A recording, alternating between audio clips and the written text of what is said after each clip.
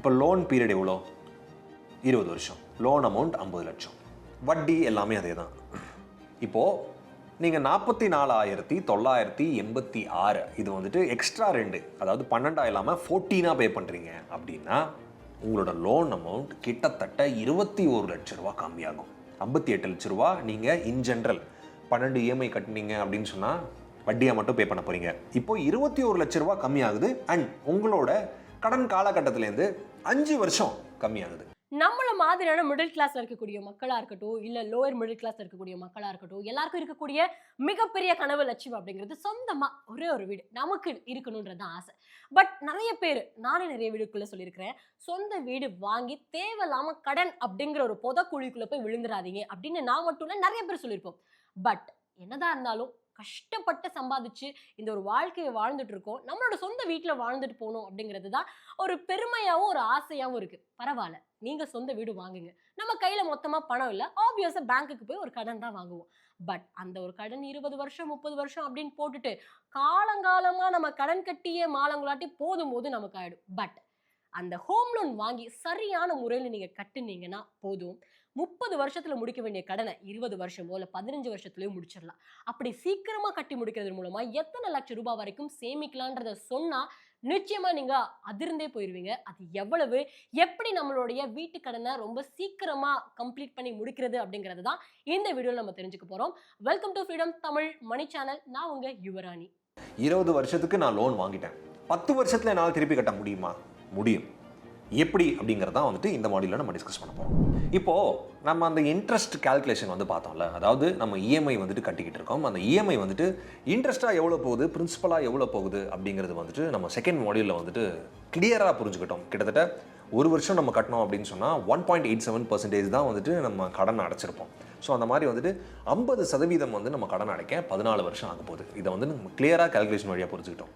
இப்போது என்னால் 14 வருஷம் வரைக்கும் வெயிட் பண்ணி 50% கட்ட வேணாம், நான் சீக்கிரமாகவே வந்து 50% ஆஃப் த லோன் வந்து நம்ம க்ளோஸ் பண்ண முடியுமா அப்படின்னு கேட்டால் முடியும். ஸோ எப்படி நம்ம புரிஞ்சுக்கலாம்? என்னென்னா மாதம் மாதம் இந்த இன்ட்ரெஸ்ட் நம்ம கட்டுற இஎம்ஐ வந்துட்டு வட்டிக்கு அதிகமாக போகுது, பிரின்சிபலுக்கு போகலை, முதலுக்கு வந்துட்டு போகலை, வட்டிக்கு அதிகமாக போகுது. ஸோ அந்த முதலுக்கு வந்துட்டு அதிகமாக போக்குறது எப்படி, அதை நம்ம புரிஞ்சுக்கணும். 50 லட்ச ரூபா நீங்கள் கடன் வாங்கியிருக்கீங்க, 20 வருஷத்துக்கு வாங்கியிருக்கீங்க அப்படின்னு வச்சுக்கலாம். சின்ன ஒரு கால்குலேஷன், இது எப்படி குறைக்க முடியும்னு. 20 வருஷ கடனை 10 வருஷத்தில் அடைக்கிறது எப்படி?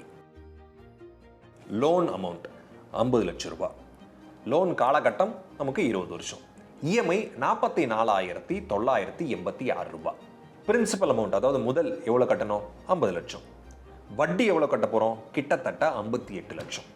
மொத்தமாக எவ்வளோ கட்ட போகிறோம்? தோராயமாக 1,08 லட்ச ரூபாய் வந்துட்டு நம்ம கட்ட போகிறோம். கால்குலேஷன் இருக்குது, அது நம்ம போன மாடலில் புரிஞ்சுக்கிட்டோம். பட் நான் தோராயமாக எடுத்துக்கிறேன். இப்போது கூடுதல் இஎம்ஐ நீங்கள் பே பண்ணுறீங்கன்னு வச்சுக்கோங்களேன். அதாவது வந்து 12 மாதம் நீங்கள் ஒரு வருஷத்தில் 12 இஎம்ஐ வந்து பே பண்ணுவீங்க. அதாவது 12 வாட்டி 44,986 ரூபாய் வந்து பே பண்ணுவீங்க. ஒரு இஎம்ஐ நீங்கள் கூடுதலாக பே பண்ணுறீங்கன்னு வச்சுக்கோங்களேன். அதாவது 13 இஎம்ஐயாக கட்டுறீங்க. இந்த 44,986 ரூபாவை இன்டூ 12 இல்லாமல் இன்டூ 13 அப்படின்னு நீங்கள் ஒரு வருஷத்தில் பே பண்ணீங்க அப்படின்னு சொன்னால் உங்களோட இன்ட்ரெஸ்ட், உங்களோட வட்டியிலேருந்து 13 லட்ச ரூபா குறையும். நீங்கள் மொத்தமாக வட்டி கட்டுறீங்கல்ல, 58 லட்ச ரூபா வந்துட்டு 20 வருஷத்தில் வட்டியாக மட்டும் கட்ட போகிறீங்க. அதுலேருந்து 13 லட்ச ரூபா நீங்கள் கம்மியாக பே பண்ண முடியும். ஒரே இஎம்ஐ வருஷம் ஒரே வருஷத்தில் நீங்கள் வந்துட்டு 13 இஎம்ஐ கட்டிட்டு மீதி 20 வருஷம் நீங்கள் 12 இஎம்ஐ கட்ட முடியாது. வருஷம் நீங்கள் 12 இஎம்ஐயாக இல்லாமல் 13 இஎம்ஐயாக கட்டுறீங்க அப்படின்னு சொன்னால் உங்களோட இன்ட்ரெஸ்ட்லேருந்து 13 லட்ச ரூபா குறையும். அண்ட் உங்களோட லோன் பீரியட் 3 வருஷம் கம்மியாகும். 20 வருஷம் கட்ட வேண்டியதை நீங்கள் 17 வருஷத்துலேயே கட்டி முடிச்சிருப்பீங்க. இன்ட்ரெஸ்ட் ரேட் 13 லட்சம் கம்மியாகும். அமேசிங்ல. ஜஸ்ட் ஒரு இஎம்ஐ இன்க்ரீஸ் பண்ணுறதுலேருந்து எப்படி இன்க்ரீஸ் பண்ணலாம் அப்படின்னு சொன்னால், அங்கங்கே நமக்கு எக்ஸ்ட்ரா காசு வரும். சப்போஸ் வந்துட்டு நமக்கு ஒரு இன்க்ரிமெண்ட் வரலாம், இல்லைனா ஏதாவது ஒரு போனஸ் வரலாம், தீபாவளி போனஸ் அந்த மாதிரி வரலாம். அந்த மாதிரிலாம் வரும்போது நம்ம என்ன பண்ணுவோம், ஓகே சூப்பர், இது வாங்கணும் அது வாங்கணும் அப்படின்னு சொல்லிட்டு நம்ம டிசையர் அந்த பக்கம் போயிடும். ஆனால் ஒரு ஃபைனான்ஷியல் டிசிப்ளின் நமக்குள்ளேயே வளர்த்துக்கிட்டு, இல்லை இந்த அமௌண்ட்டை நான் சேவ் பண்ணி ஒரு எக்ஸ்ட்ரா இஎம்ஐக்கு வைக்க போகிறேன் அப்படின்னு சொன்னால் அது நமக்கு 17 இயர்ஸ்க்கு அப்புறம் 13 லட்ச ரூபா லாபம் கிடைக்க போகுது. ஸோ இப்போ இருக்கிற மோகத்தை, அந்த ஆசையை கட்டுப்படுத்தி கொஞ்சம் ஃபைனான்ஷியல் டிசிப்ளின் வளர்த்துக்கிட்டு கூடுதல் இஎம்ஐ பே பண்ணோம் அப்படின்னு சொன்னால் 13 lakhs ப்ராஃபிட். யோசிச்சு பாருங்க. சரி, ஓகே, 13 lakhs ப்ராஃபிட் நான் 3 வருஷம் கம்மி பண்ணுறேன். இன்னும் நான் எக்ஸ்ட்ராவாக பண்ண முடியுமா? சப்போஸ் வந்துட்டு எனக்கு இல்லை, எனக்கு இன்க்ரிமெண்ட் இன்னும் வரதுக்கான வாய்ப்பு இருக்குது. அண்ட் மோரோவர் வந்து எனக்கு பாசிவ் இன்கம் சோர்ஸ் இருக்குது. நான் வந்து பார்ட் டைம் ஒர்க் பண்ணிக்கிட்டு இருக்கேன், ஃப்ரீலான்சிங் பண்ணிக்கிட்டு இருக்கேன், இல்லைனா வந்துட்டு எங்கள் ஊரில் நிலம் இருக்குது, அதுலேருந்து கொஞ்சம் காசு வருது அப்படின்னு சொன்னால் என்னால் 14 இஎம்ஐ பே பண்ண முடியும் அப்படின்னு சொன்னால் அதோட கால்குலேஷனை பார்க்கலாம். இப்போ லோன் பீரியட் எவ்வளோ? 20 வருஷம். லோன் அமௌண்ட் 50 லட்சம். வட்டி எல்லாமே அதே தான். இப்போது நீங்கள் 44,986 இது வந்துட்டு எக்ஸ்ட்ரா 2, அதாவது 12 இல்லாமல் 14 பே பண்ணுறீங்க அப்படின்னா உங்களோட லோன் அமௌண்ட் கிட்டத்தட்ட 21 லட்ச ரூபா கம்மியாகும். 58 லட்ச ரூபா நீங்கள் இன் ஜென்ரல் 12 இஎம்ஐ கட்டினீங்க அப்படின்னு சொன்னால் வட்டியாக மட்டும் பே பண்ண போகிறீங்க. இப்போ 21 லட்ச ரூபா கம்மியாகுது. அண்ட் உங்களோட கடன் காலகட்டத்திலேருந்து 5 வருஷம் கம்மியாகுது. இப்போ இந்த ஹோம் லோனை 5 வருஷத்துக்கு எப்படி கம்மி பண்றது அப்படிங்கறத சொல்லி கொடுத்தாரு. அண்ட் பாசிவ் இன்கம், அதாவது நம்ம ஒரு கம்பெனில வேலை பார்த்துருக்கோம்னா அதுல வந்துட்டு இருக்கக்கூடிய சம்பளத்தையும் தவிர்த்து ஒரு பிற பிசினஸ்லாம் பண்ணி ஃப்ரீலான்ஸரா இருந்து அதுல இருந்து சம்பாதிக்கக்கூடிய பணம் எந்த அளவுக்கு முக்கியம் அப்படிங்கறத பத்தியும் சொன்னாரு. இப்போ நெக்ஸ்ட் ஒரு 10 வருஷம் 13 வருஷம்லாம் எப்படி உங்க ஹோம் லோன்ல கட்டி முடிச்சிடுது 10-13 வருஷத்துக்குள்ளேயே, அந்த மாதிரியான பிளான் ப்ராசஸ் எல்லாமே இப்போ அவர் சொல்லி கொடுக்க போறாரு. பட் இருந்தாலும் இதை பத்தி இன்னும் தெளிவா தெரிஞ்சுக்கணும்னா ஆப்வியஸா நம்மளோட ஃப்ரீடம் ஆப்பை நீங்க டவுன்லோட் பண்ணியே ஆகணும். பிகாஸ் ஃப்ரீடம் ஆப்ல இவரே வீட்டு கடனை விரைவாக செலுத்தி லட்சங்களை சேமிப்பது எப்படி அப்படிங்கிற கோர்ஸ் சொல்லியிருக்காரு. ஸோ அதை நீங்க டவுன்லோட் பண்ணி பார்த்தீங்கன்னா புரியும். பட் இப்போ இந்த வீடியோவை கடைசி வரைக்கும் பார்த்துட்டு வந்துடலாம். நான் சொன்னேன்ல, நீங்க ஆல்ரெடி 20 வருஷம் லோன் எடுத்திருந்தா கூட 15 வருஷம் மாத்திக்கலான்னு. 2 இஎம்ஐ வருஷம் 2 இஎம்ஐ கூடுதலாக பே பண்ணுங்க. உங்களோட லோன் பீரியட் 5 வருஷம் கம்மியாகும். ஸோ 15 இயர்ஸ்ல உங்களோட லோனை நீங்க க்ளோஸ் பண்ணிட முடியும். அண்ட் உங்களோட இன்ட்ரெஸ்ட்லேருந்து 21 lakhs 21 லட்ச ரூபா நீங்கள் சேவ் பண்ண போகிறீங்க. அமேசிங்களா? இல்லை, நான் எக்ஸ்ட்ரா பிஸ்னஸே வச்சுருக்கேன், நான் 3 இஎம்ஐயாக பே பண்ணுறேன், இல்லைனா வந்துட்டு நான் மேரிட், என்னோட ஸ்பௌஸ் வந்து ஒர்க் பண்ணுறாங்க, அவங்கக்கிட்ட கொஞ்சம் காசு வருது, இல்லைனா வந்துட்டு எங்கள் ஃபேமிலியில் வந்து இன்னும் கொஞ்சம் இருக்குது, அவங்க காசு தராங்க, அவங்கக்கிட்டேருந்து நான் வாங்கி 3 இஎம்ஐ 15 இஎம்ஐயாக நான் பே பண்ணுறேன் அப்படின்னு சொன்னால் 44,986 × 15, அதாவது எக்ஸ்ட்ரா 3 நீங்கள் பே பண்ணுறீங்க அப்படின்னு சொன்னால் உங்களோட வட்டி தொகையிலேருந்து 26.5 லட்சம் கம்மி பண்ணி 7 வருஷம் கம்மியாக நீங்கள் கடனை அடைச்சிட முடியும், திருப்பி கட்டிட முடியும். அதாவது எவ்வளோ? 20 வருஷத்துலேருந்து இப்போது 13 வருஷத்தில் நீங்கள் கடனை திருப்பி கட்டிட முடியும். 15 இஎம்ஐ நீங்கள் பே பண்ணுறீங்க அப்படின்னு சொன்னால் எனக்கு வந்துட்டு இன்னும் நல்லா ப்ராஃபிட் வந்துருச்சு, இன்னும் நல்லா ப்ரமோஷன் வந்துருச்சு, நான் எக்ஸ்ட்ரா ஸ்டார்ட் பண்ண பிஸ்னஸில் இன்னும் நல்லா லாபம் வருது, நான் 4 இஎம்ஐ எக்ஸ்ட்ரா பே பண்ணுறேன், 16 இஎம்ஐ வந்துட்டு ஒரு வருஷத்தில் என்னால் பே பண்ண முடியும் அப்படின்னா 44,986 × 16, அதாவது கூடுதல் 4.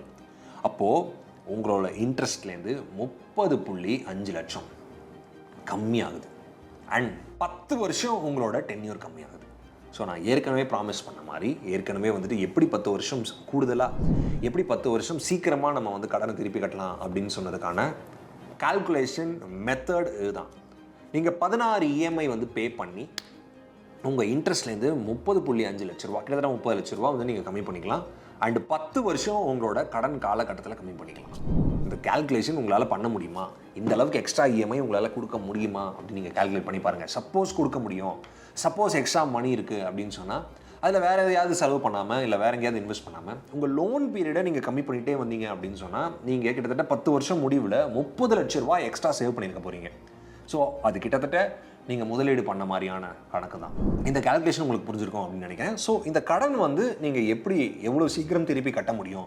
1 இஎம்ஐ கொடுக்க முடியுமா, 2 இஎம்ஐ எக்ஸ்ட்ரா கொடுக்க முடியுமா, 3 இஎம்ஐ எக்ஸ்ட்ரா கொடுக்க முடியுமா அப்படிங்கிறத யோசிச்சு பாருங்கள். இதில் நம்ம இருக்கிற மேக்ஸிமம் நம்மளால் நிறையா பேருக்கு கன்ஃபார்மாக 1 இஎம்ஐ எக்ஸ்ட்ராவாக கட்ட முடியும். ஸோ நீங்கள் 12 இஎம்ஐ இப்போ கட்டிகிட்டு இருக்கீங்க அப்படின்னு சொன்னால் முடிஞ்ச அளவுக்கு முயற்சி பண்ணி 13 இஎம்ஐயாக கட்டுங்க. அண்ட் சில வருஷம் ட்ரை பண்ணி 14 இஎம்ஐ கட்டுங்க. நான் வந்துட்டு நீங்கள் 16 இஎம்ஐ 4 எக்ஸ்ட்ரா பண்ணுங்க அப்படின்லாம் சொல்ல மாட்டேன். ஏன்னா அது வந்து கொஞ்சம் கஷ்டம் தான், எனக்கு புரியுது. அன்லெஸ் உங்களுக்கு வேறு ஒரு பிஸ்னஸ் இருக்குது, வேறு ஒரு ப்ராஃபிட் வருது, வேறு ஒரு சோர்ஸ் ஆஃப் இன்கம் இருக்குது, வேறு யாராவது உதவி பண்ணுறாங்க அப்படிங்கிற பட்சத்தில் கட்ட முடியும். இல்லை நான் மட்டும் தான் வந்துட்டு உழைக்கிறேன், நான் தான் பிரெட் வின்னர் என்னோட ஃபேமிலியில் அப்படின்னு சொன்னால் உங்களால் கட்ட முடியாது. It's okay. ஆனால் 14 இஎம்ஐ ட்ரை பண்ணுங்கள். உங்களோட லோன் பீரியடை அட்லீஸ்ட் ஒரு 5 வருஷம் கம்மி பண்ண ட்ரை பண்ணுங்கள். கன்ஃபார்மாக நீங்கள் சீக்கிரமாக கடனை திருப்பி கட்ட முடியும். அண்ட் எவ்வளோ லட்சம் சேவ் பண்ண முடியும் அப்படிங்கிறத நான் கிளியராக எக்ஸ்பிளைன் பண்ணிட்டேன். இந்த வீடியோவில் வீட்டு கடனை நிஜமாவே சீக்கிரமாக கட்டி முடிச்சிட முடியுமா அப்படிங்கிற ஒரு கேள்விக்கான ஒரு பதிலாக இல்லாமல் இருந்தாலும் கூட ஒரு கான்ஃபிடென்ட் பண்ணிடலாம் போல் இருக்கே அப்படிங்கிற ஒரு ஐடியா உங்க மனசுல வந்திருக்கும்னு நான் நினைக்கிறேன்.